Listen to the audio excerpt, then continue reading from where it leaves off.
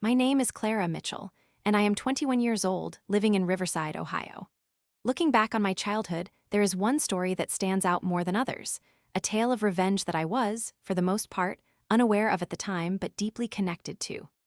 The core of this story revolves around my first or second grade teacher, Mrs. Collins. She was unremarkable in many ways, a typical educator who droned through the curriculum, her businesslike demeanor drawing little attention. But under that ordinary facade, something sinister was brewing, and it would come to affect the course of my early education unexpectedly. It all started with parents who cared about my education.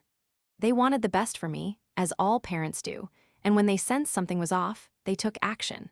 Their concern was sparked by various issues that I cannot quite recall, as I was far too young to understand the complexities of adult conversations. Yet, my parents recognized that something was amiss with Mrs. Collins.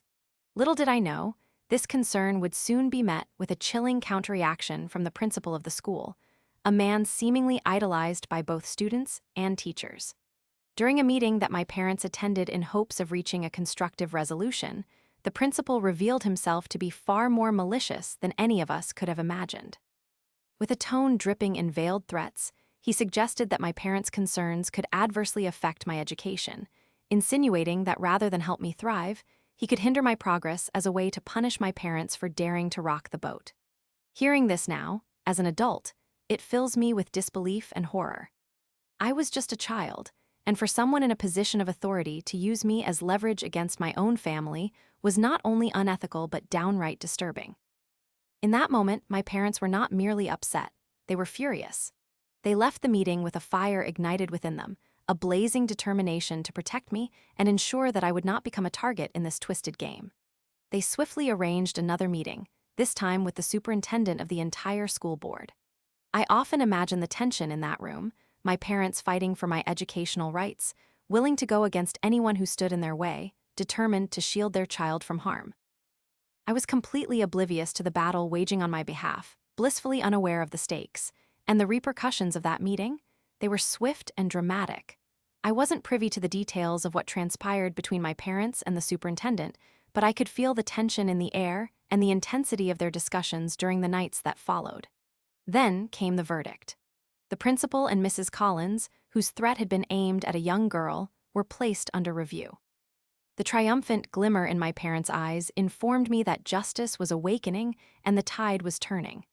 At the end of that school year, news came that both the principal and my teacher would not be returning. For most of my classmates, this announcement was met with sadness, especially for the principal, who had cultivated a facade of friendliness that resonated with everyone. I could not fully grasp their emotions, but little did I know, he was not quite the hero everyone thought he was, and the adults knew the truth. Now, reflecting on that time, I think about the scales of justice and how they tipped ever so slightly in my favor. My parents fought the kind of battle that would inspire others to stand up for what is right. Their resolve not only secured my education, but also potentially spared future children from experiencing the same kind of intimidation that I unknowingly faced. While today I reside in Riverside, Ohio, with my own thoughts and perspectives, understanding the complexity of human relationships and the importance of standing up to authority, I sometimes wonder about the paths taken by those who once sought to intimidate. In the end, my parents proved that if you threaten a child's education, you might just end up losing your job instead. It is a testament to love, protection, and a fierce commitment to doing what is right.